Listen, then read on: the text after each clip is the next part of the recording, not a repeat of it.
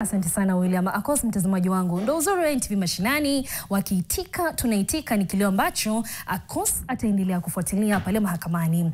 Sasa tuondoke magharibi tupige hatua hadi kati mwa nchi ambapo wakulima wanaofuga kuku wa mayai na wafanya biashara katika soko la Wangige ni eneo bunge la Kabete wamelalamikia hasara kubwa inayochangiwa na gharama ya juu ya lishe ya kuku, huku mayai yanayoagizwa kutoka nje yakiuzwa kwa bei nafuu ukilinganisha na ya humu nchini. Sasa hili likileta ushindani mkali na kuharibu soko la mayai Kiambu. Mkulima Abraham Gadesha anasimulia zaidi.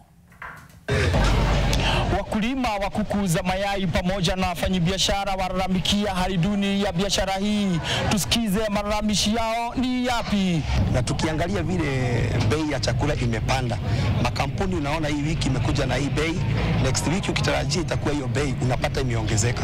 Kwa hivyo na wale watu ambao tunauzia mayai unapata hawana pesa ya kununua hiyo bei yenye chakula ikipanda hawafiki ile bei, bado wanalia. So unapata tukiuza mayai yetu tunauza bei kidogo ndio watu waweze kununua. Unapata tuseme mayai tunapigwa competition na mayai inaweza kutoka kama mahali kama Uganda.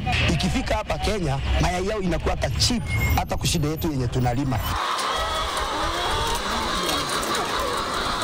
Chakula imepanda, tunatengenezewa chakula baya, saa zingine mnapatia kuku saa zingine inakataa kutega. Tukikuja hapa kwa soko mayai iko chini kabisa.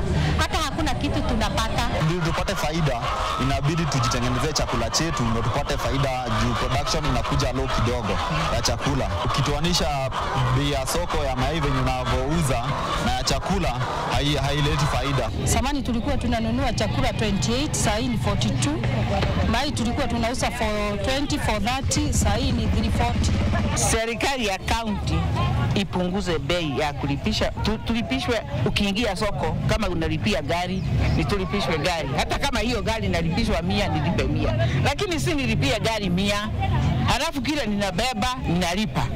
Hiyo kodi ni nyingi sana. Matarajio ya wafanyabiashara hawa pamoja na wakulima ni kuwa serikali itazingatia mtetezi zao ili wapate faida zaidi katika ukulima huu. Abraham Gadesha,